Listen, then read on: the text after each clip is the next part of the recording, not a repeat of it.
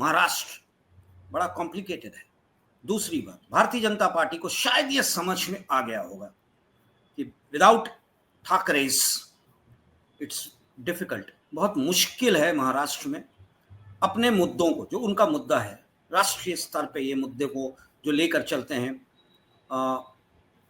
राष्ट्रीयवाद, राष्ट्रवाद, हिंदुत्व की बात, बिना संघ के, बिना सेना के, आई मीन बहुत मुश्किल है। संघ के लिए भी थोड़ा मुश्किल तो हो ही रहा होगा। खैर, अजीत पवार जी को साथ लाकर इन्होंने शायद संघ को भी थोड़ा बहुत मुश्किल में तो डाल ही दिया है। अब देखना है कि 20 तारीख जब चुनाव के लिए लोग जाते हैं तो वो क्या इनके जो बने बनाए मुद्दे हैं, यानी कि बंटवारा, बट गए तो कट गए, एक हैं तो सेफ हैं, पे वोट देंगे, या फिर सड़क, विकास और अपनी जरूरत जो कॉन्स्टिट्यूएंसी लेवल पे होती है उस पे देंगे। आपको क्या लगता है कि इस बार का वोटर क्या सोच रहा है? कि इस बार का सबसे बड़ा मुद्दा जो कांग्रेस गठबंधन प्रचार में उतारा है उन्होंने, वो मुद्दा है एंटी गुजराती। और ये मुद्दा अंडर करंट अगर ये बढ़ा तो बहुत यानी बीजेपी गठबंधन को बहुत मुश्किल होगा। हमने ये देखा वेस्टर्न महाराष्ट्र में, मैं जब गया था, लोग बात कर रहे थे कि बेरोजगारी क्यों है, क्योंकि यहाँ के प्रोजेक्ट्स जो है, यहाँ की इंडस्ट्री है, वो गुजरात जा रही है, इसलिए बेरोजगारी है। तो कहीं ना कहीं पिछले लगभग 6 महीने से शिवसेना कांग्रेस गठबंधन जो प्रयास कर रहा है कि महाराष्ट्र का जो इंडस्ट्री में उनका जो स्थान है वो कमजोर पड़ा है, क्योंकि गुजरात को ज्यादा इंडस्ट्री जा रही है। और कमजोर सरकार एक महाराष्ट्र में बनी है जो मोदी और शाह के इशारे पे, तर्ज पे काम कर रही है, और गुजरात को ज्यादा तवज्जो मिल रहा है। मुंबई, पुणे और नासिक जैसे जो अर्बन एरियाज है, यहाँ पे ये मुद्दा भी बहुत जोर शोर से चल रहा है। मैं आपको बताऊं, इसको एक सपोर्ट देने का काम अजीत पवार ने किया, क्योंकि अजीत पवार ने एक इंटरव्यू में ये कहा कि इनकी जो शपथ ग्रहण समारोह हुआ था उसके पहले जो बातें हुई थी, जो डिस्कशन हुआ था कि कैसे सरकार स्थापित किया जाए, वो सारी मीटिंग जो है वो गौतम अदानी इनके घर पे हुई। गौतम अदानी का जैसे ही नाम यहाँ पे आता है। सुभाष जी, एक सेकंड, मैं आपसे इस पे भी जानना चाहूंगा, क्योंकि मैं कुछ रिपोर्ट्स देख रहा था जिसमें एमबीए अगाड़ी का कहना था कि अगर हम पावर में आते हैं तो will take action against the Adanis. ये क्या है, मुद्दा क्या है? एक कॉर्पोरेट को चुनाव प्रक्रिया में, इलेक्शंस में एक मुद्दा बनाना, क्या ये उचित है या अनुचित है? जी बताएं। देखिए, चुनाव all is fair in love and war, उसमें एक जोड़ना ये भी चाहिए इलेक्शन। तो उसमें अदानी का मुद्दा सबसे उछाला जा रहा है वो शिवसेना की तरफ से मुंबई में, क्योंकि उनका ये कहना है कि धारावी जो सबसे बड़ा एशिया की कभी सबसे बड़ी झुग्गी मानी जाती थी, उसका जो रिडेवलपमेंट है उसको करने के लिए, और जमीन जो है मुंबई के अलग अलग इलाके में तकरीबन 12 ऐसे जमीन है जो प्लॉट्स है, बड़े प्लॉट्स हैं, वो दिए गए हैं जो इसमें उनका जो टर्म्स एंड कंडीशन था कॉन्ट्रैक्ट का उसमें नहीं थे।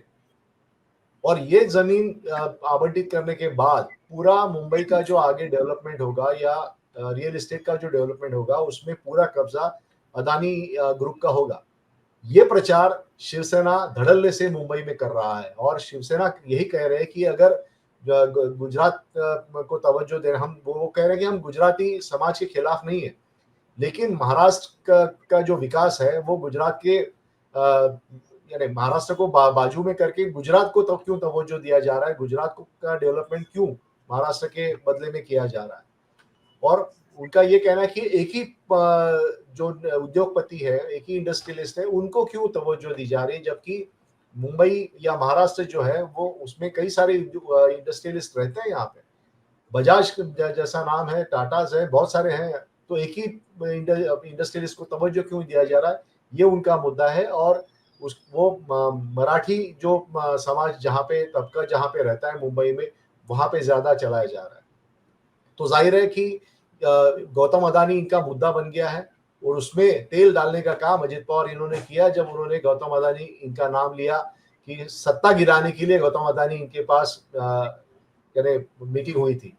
तो उद्धव ठाकरे का ये जो प्रचार है उसको ये एक तरह से बल देने का काम किया।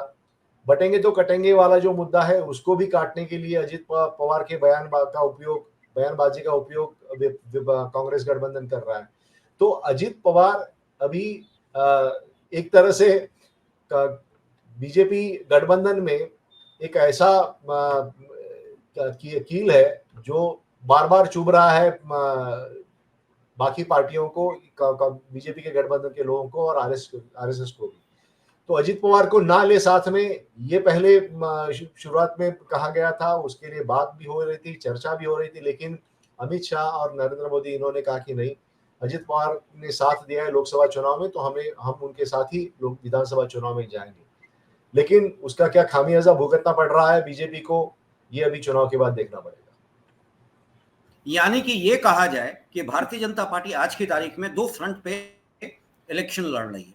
एक तो MVA, दूसरी तरफ अंदर के अंदर पार्टी के अंदर भारतीय जनता पार्टी के नेताओं का, अजीत पवार और शिंदे जी, शिवसेना जो ठाकरे से अलग हुए थे, पहले तो उनको अपने अंदर का खेल खत्म करना पड़ेगा, because only then they will be in a position to counter the rivals on the outer circle, MVA I mean। क्या लगता है, क्या ये असर, तो देखिए भारतीय जनता पार्टी के अंदर ये बात तो चल ही रही होगी ना, और शायद भारतीय जनता पार्टी अगर इन गठबंधन जो अपने अलायंस पार्टीज हैं उनको तरीके से हैंडल किया होता या फिर आइडियोलॉजिकली अलायंसेस किया होता तो शायद ये स्थिति नहीं होती। पर आज की तारीख में जो है सो है, क्या Bharatiya Janata Party is strongly facing internal disturbances only, I mean internal disturbances along with the outer ones, that is MVA। क्या लगता है भारतीय जनता पार्टी के लिए सबसे बड़ा प्रॉब्लम क्या है आज की तारीख? भारतीय जनता पार्टी के लिए आज सबसे बड़ा प्रॉब्लम ये है कि बीजेपी के शिवसेना के साथ उन्हें जो 105 सीटों तक वो आगे गई थी, 2014 में तो 120 सीटें उनको मिली थी।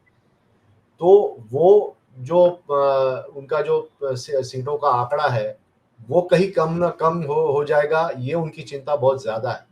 जो इंटरनल सर्वे बीजेपी का जो मेरे सूत्र बताते हैं उसके मुताबिक 70 के अंदर सिमट रही है बीजेपी आज की तारीख में। लगातार बीजेपी का अपने सर्वेस कर रही है, अलग अलग तरीके से कर रही है, अलग अलग लोगों से कर रही है, अलग अलग एजेंसी से कर रही है।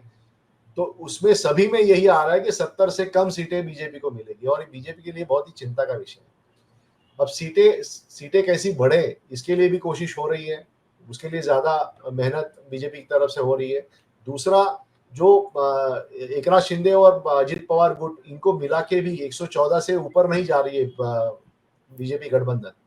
तो 114 यानी 145 तक पहुंचने के लिए और काफी बड़ा और आंकड़ा चाहिए उनको। इसलिए उनका यह है कि शायद 20-25 इंडिपेंडेंट्स आ जाएंगे तो उनको लेकर हम सत्ता बना देंगे, राष्ट्रपति शासन लगेगा तो और जोड़ तोड़ करेंगे और सेंध लगा देंगे बाकी पार्टियों में और उसमें से कुछ लोगों को जोड़ दिया जाएगा। क्योंकि पूरा जो दल बदल कानून है वो तो ताक पे रख दिया गया है। सुप्रीम कोर्ट ने 2.5 साल हो गए उसको, अभी तक फैसला नहीं सुना है। तो आगे ऐसा भी हो सकता है कि फिर एक बार पार्टियां तोड़ी जाएगी, सुप्रीम कोर्ट शांत बैठेगा, 2.5 साल लगेंगे, 3 साल लगेंगे, 5 साल भी लग सकते हैं। तो नो वर्डिक्ट का जो ये मामला है वो अगेंस्ट वर्डिक्ट ही है, खिलाफ ही है। तो इसके लिए कई तरह से क्या क्या हथकंडे अपनाए जा सकते हैं, इसके लिए बीजेपी अपनी तरफ से कोशिश कर रही है। दूसरा, लोकसभा में जो उन्होंने गलती की कि शरद पवार को उन्होंने टारगेट किया था और उसका खामियाजा उनको भुगतना पड़ा, ये देखते हुए शरद पवार के खिलाफ एक शब्द नहीं बोला जा रहा है। आप किसी भी नेताओं के Exactly. भाषण उठा के देखिए, कोई शरद पवार के खिलाफ नहीं बोल रहा है। और देवेंद्र फडणवीस को जब पूछा गया कि भाई साहब आप क्यों नहीं बोल रहे, तो उन्होंने कहा कि जो मेरी उम्र है उतनी उम्र उनकी राजनीति में हुई है, तो शरद पवार फैक्टर महाराष्ट्र में है, उनको मानना पड़ा। तो ये मामला है। बाकी केंद्रीय स्तर पर तो बोला जाता है शरद पवार कभी 9 से आगे उनकी मेंबर ऑफ पार्लियामेंट की संख्या गई नहीं है। जो मुलायम सिंह और मायावती या काशीराम इनको नसीब हुआ, उतनी भी मेंबर ऑफ पार्लियामेंट की संख्या उन्होंने नहीं हासिल की है। लेकिन फिर भी पावर फैक्टर है, और वो पावर फैक्टर डैमेज कर सकता है बीजेपी को, ये उनको पता है। इसलिए वो बहुत ही फूक फूक के कदम यहाँ पे रख रही है, और अपनी स्ट्रैटेजी भी उस तरह से वो कर रही है। और शरद पवार आज की तारीख में जो विकास आघाड़ी है, उसका पूरा जो कोऑर्डिनेशन जो है वो शरद पवार कर रहे हैं। एक चीज और सुभाष जी, जाते जाते एक अंतिम सवाल आपसे। ये तो फैक्ट है, जो मैंने भी देखा है, आप तो ग्राउंड पे हैं, आपको बेहतर पता होगा। There are 2 major factors Maharashtra के चुनाव में 2 मेजर फैक्टर काम करता है। वो है ठाकरे फैक्टर, वो है पवार फैक्टर, जैसा आपने अभी कहा। और मेरे पास भी जो ग्राउंड से रिपोर्ट्स आई हैं, उसके बेसिस पे मुझे जो लगता है, आई मे बी रॉन्ग, क्योंकि दिस नॉट ये कोई कहते हैं ना कि it's just a personal analytical report which I am giving based on the ground level, कि शायद आज की तारीख में जो सामने नजर आ रहा है महाराष्ट्र का, एनडीए 135 से ±5 की स्थिति में रहेगा, और India alliance of course Shiv Sena Uddhav Thackeray ji के साथ 126 ±5, और इंडिपेंडेंस इस पर ज्यादा होने की संभावनाएं हैं। यानी कि दोनों अलायंस जो नजर आ रहा है आज की तारीख में, 3 दिन बचे हैं चुनाव का, क्या होगा नहीं होगा, यू नेवर नो। एक छोटा सा इशू माहौल बदल देता है। आज की तारीख की बात करें आप, तो दोनों अलायंस इस स्थिति में नहीं है, जैसा आपने भी पहले भी बताया था, आज भी आप बता रहे हैं, सरकार बनाने की स्थिति में, यानी कि 23 से 26 बहुत इंपॉर्टेंट है। और 26 के बाद क्या होगा वो जग जाहिर है। ऐसी स्थिति में क्या आपको लगता है कि एनालिसिस जो मैंने रिपोर्ट से ग्रहण किया है, जो ग्राउंड रिपोर्ट्स हैं, क्या ये स्टैंड करेगा? नहीं करेगा। देखिए, जितने भी सर्वेज हुए हैं पिछले 2 चुनाव में, हमने देखा है कि वो सारे फेल हो गए हैं। क्योंकि लोग क्या सोच रहे हैं ये लोग अभी बताते नहीं है। मैं भी अभी पश्चिम महाराष्ट्र और मराठवाड़ा इलाके में गया था, तो लोग खुलकर बात नहीं कर रहे हैं। यानी इसका मतलब है कि लोगों के मन में कुछ अलग है जो वो बताना नहीं चाहते, और जब लोग बताते नहीं तब मामला कुछ उल्टा हो जाता है। पिछले कुछ चुनाव की अगर हम बात करें देश में, तो कई जगह पे मतदाताओं ने पूरा मैंडेट दिया है, यानी पूरा बहुमत से सरकार उन्होंने बनाई है।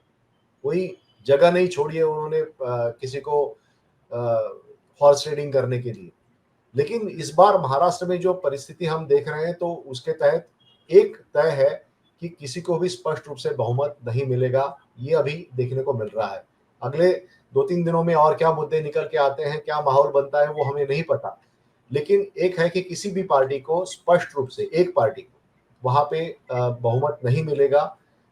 ये मिलीजुली गठबंधन की ही सरकार दोनों तरफ से अगर होगी तो भी होगी, और उसमें ये अपेक्षा शायद बीजेपी के शीर्ष नेताओं को थी, इसलिए उन्होंने समय बहुत कम दिया है सरकार गठन करने के लिए, और 26 तारीख तक विधानसभा का गठन कर रहे हैं। उसके बाद आगे की स्ट्रेटेजी होगी। तो इसलिए ये सारा मामला मुझे लगता है राष्ट्रपति शासन की तरफ जा रहा है, और राष्ट्रपति शासन लगने के बाद आगे जोड़ तोड़ की और कोशिशें होगी। अगर इसके बीच में एंटी गुजरात का जो मसला है वो अगर अंडर करंट बहुत जोर से चला, तो फिर महाविकास आघाड़ी को स्पष्ट रूप से बहुमत मिल सकता है। लेकिन अगर वो नहीं चला, तो मुझे लगता है कि अभी जो आपने बताया वैसे ही माहौल रहेगा कि महाराष्ट्र विकास आघाड़ी को सीटें थोड़ी सी ज्यादा मिलेगी, बीजेपी गठबंधन को सीटें कम मिलेगी, इंडिपेंडेंस ज्यादा आ जाएंगे, लेकिन इंडिपेंडेंस में भी कई जगह पर शरद पवार गुट के बैकिंग के इंडिपेंडेंस है, कुछ जगह पे शिवसेना के बैकिंग के इंडिपेंडेंस है, और बहुत जगह पे बीजेपी ने जिनको बैक किया है, जिनको सपोर्ट किया है, ऐसे इंडिपेंडेंस है। तो अगर बीजेपी के सपोर्टेड इंडिपेंडेंस ज्यादा चुनकर आता है तो उसका फायदा बीजेपी गठबंधन को। यानी कि बहुत अच्छा लगा आपसे बात करके। जाते जाते मैं एक जो कंक्लूडिंग रिमार्क होता है वो देता जाना चाह रहा हूं, क्योंकि आपकी बातों से ही जो मुझे लगा, एंटी गुजरात अगर फीलिंग जो अंडर करंट है वो अगर ऑन सरफेस आ जाता है तो शायद एमबीए को ज्यादा सीट्स मिल जाएंगी। नहीं तो आज की तारीख का जो गणित है वो ये कहता है कि दोनों ही अलायंस इस स्थिति में होंगी कि 23 से 26 के बीच, कहते हैं ना जिसको रेसलिंग, कुश्ती, सीट्स की कुश्ती शुरू होगी तो कौन बनाएगा सरकार। शायद दोनों ही स्थिति में ना हो कि सरकार बना पाए, फिर उस स्थिति में 26 के बाद राष्ट्रपति शासन क्वेश्चन को नकारा नहीं जा सकता। आने वाले 3 दिनों में पता चल जाएगा हमारे व्यूअर्स और आपके थ्रू फॉर दैट मैटर कि कौन बना रहा है और कौन होगा अगला मुख्यमंत्री महाराष्ट्र का। बहुत अच्छा लगा सुभाष जी से आपसे बात करके। हम इन्हीं मुद्दों पे आपके साथ फिर आएंगे जी। धन्यवाद, बहुत बहुत धन्यवाद आप यहाँ पे आए। और आप हमसे जुड़े रहने के लिए सब्सक्राइब करें YouTube पर, फॉलो करें Twitter पर और लाइक करें Facebook पर। और ज्यादा जानकारी के लिए आपको टाइप करना होगा सिर्फ न्यूज़ नशा।